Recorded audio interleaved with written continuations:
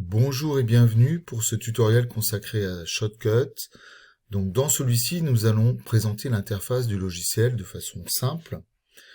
Donc le logiciel Shotcut est un logiciel libre qui existe sur toutes les plateformes, que ce soit Windows, Linux ou bien macOS.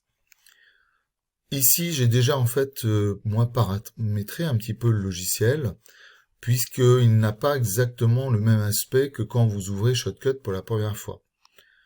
Alors en réalité, moi la seule chose que j'ai faite, je suis allé donc dans Paramètres, Thème, et j'ai choisi le Fusion Light, c'est-à-dire la couleur blanche que j'ai ici, à la place donc du Fusion Dark qui est par défaut.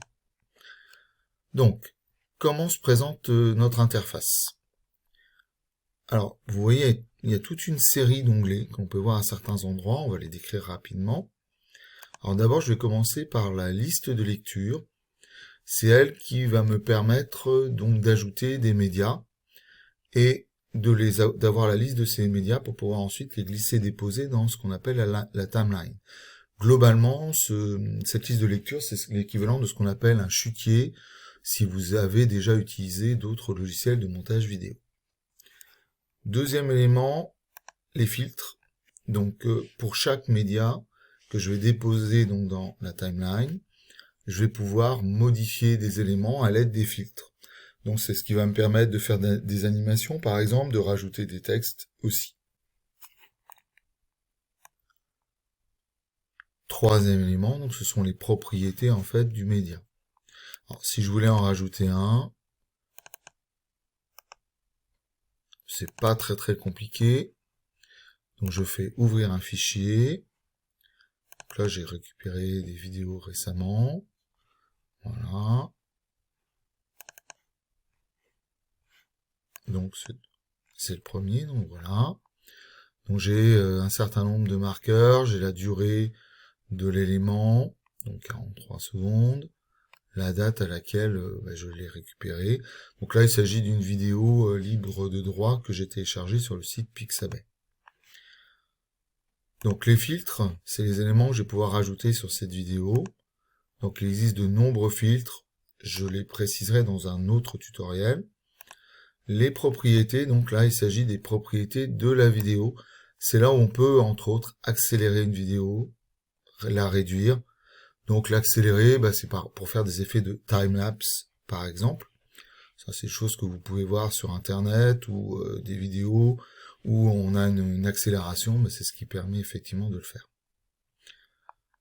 Je continue, donc les éléments que j'ai évoqués, en fait, ici, les trois onglets. Alors, exporter, on y reviendra à la fin. Donc, si moi, je veux faire du vrai montage, là, pour l'instant, ce que je peux faire ici, c'est simplement ajouter mes médias, puis les visualiser ici. Donc là, en fait, c'est vraiment ce qu'on appelle la source. C'est-à-dire, je visualise le média sélectionné. Quand ensuite je veux vraiment faire du montage, je vais glisser et déposer le média ici, dans ce que l'on appelle la timeline, la ligne de temps. Et cette fois-ci, vous voyez, automatiquement, je ne sais pas si vous avez fait attention, de source, il est passé à projet. Donc, il va me permettre de visualiser le projet sur lequel je suis en train de travailler. Alors, je continue rapidement. Cretmer, c'est tout ce qui est son, donc ça, moi, je ne l'utilise pas. Les propriétés, on les a déjà évoquées. Récent, tous les éléments récents. Donc ici, je le vois ici. Or, clairement, j'y vois pas trop d'intérêt, donc j'ai tendance à le désactiver. Historique, donc tout ce que j'ai fait en fait comme action, comme un logiciel, par exemple multimédia, vous pouvez utiliser précédemment. Les tâches, même chose, j'en vois pas trop l'intérêt. Donc moi, j'ai tendance à Cretmer Audio, évidemment, mais je ne l'apprécie pas. Voilà. Et ça me permet, vous voyez, de gagner un petit peu de temps et puis d'espace. Vous voyez là, je peux arriver à augmenter la taille donc de cet élément. Alors, par contre, j'aurais aimé faire la même chose ici pour... je suis pas sûr de faire la même chose ici. Et vous voyez la timeline, si j'ai vraiment envie de la remonter, et c'est parfois fort pratique, c'est comme ça que je vais le faire. Alors je continue, donc on a fait cela, les timelines.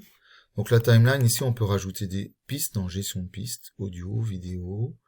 Je peux changer la hauteur. Bon, ça, j'y reviendrai. Les filtres, on l'a évoqué, donc ça, c'est pouvoir modifier des éléments concernant les médias. Alors les marqueurs, c'est pas quelque chose que j'utilise plus que ça.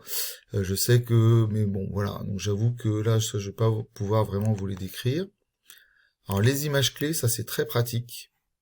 Alors les images clés, ils apparaissent ici. Hein. D'ailleurs, quand je vais sélectionner un média, je peux faire de l'animation, c'est-à-dire que je vais décider que le média, à tel moment dans la vidéo, il va être de telle taille, il va avoir tel effet, tel filtre, et quelques secondes plus tard, donc ça permet de faire de l'animation. De façon basique, mais c'est quand même parfois assez pratique. L'historique, qu'est-ce que j'ai fait à l'instant T par rapport à la vidéo. Alors, très important, exporter. Donc je l'ai ici, mais vous voyez que j'y accède aussi ici. Donc les paramètres que je vais utiliser pour l'exportation, on y reviendra ici, et les tâches. Chose importante, évidemment, fichier, enregistrer sous. Donc toujours penser que là, en fait, ce que j'enregistre, c'est un projet vidéo, ce n'est pas une vidéo à proprement parler. Voilà, je pense que vous connaissez l'essentiel pour justement l'interface de Shotcut. Dans un autre tutoriel, nous nous intéresserons cette fois-ci justement à l'ajout de médias, on l'a vu donc dans la liste de lecture, et puis au début du montage. Bon courage!